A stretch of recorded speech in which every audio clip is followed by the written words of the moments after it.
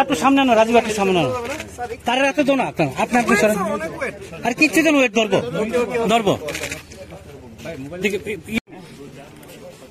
একটু একটু একটু একটু মোবাইলটা নামাইলো।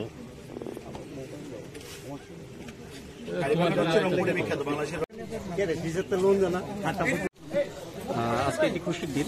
আমরা গণপ্রজাতন্ত্রী বাংলাদেশের মাননীয় প্রধানমন্ত্রী জননেত্রী শেখ হাসিনা কর্তৃক বিশেষ দিনে ত্রিপুরাবাসীর জন্য এবং মুখ্যমন্ত্রী বাংলাদেশের বিখ্যাত হাড়িভাঙা আম এবং বাংলাদেশের জাতীয় মাছ ইলিশ এবং আরেকটি মিষ্টি যেটা খুবই বিখ্যাত রসগোল্লা, এটা পাঠানো হয়েছে।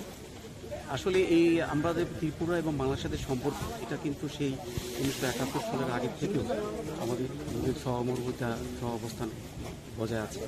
এটার মাধ্যমে ত্রিপুরা বাংলাদেশের সাথে ভারতের যে গভীর সম্পর্ক সেটা আরও স্মরণ করছি। এই আজকের এই দিনে আরও স্মরণ করছি যে ভারতের সাথে ত্রিপুরার সাথে বাংলাদেশের যে একটা হৃদ্রতা এবং আত্মার সম্পর্ক এটা আরও দৃঢ় হবে এবং ভবিষ্যতে আমরা দুই প্রতিবেশী রাজ্যদের যেটাই বলি আরও এগিয়ে যাব এবং উন্নতির পথে চলমান থাকছে। আমরা এই মুখ্যমন্ত্রীর দপ্তরের সাথে যোগাযোগ করে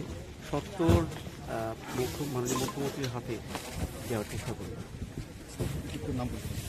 আমার নাম মোহাম্মদ রেজাউল হক চৌধুরী। আমি বাংলাদেশ হাই কমিশন আগরতলার প্রথম সচিব এবং এইচএসি দায়িত্ব পালন করছি।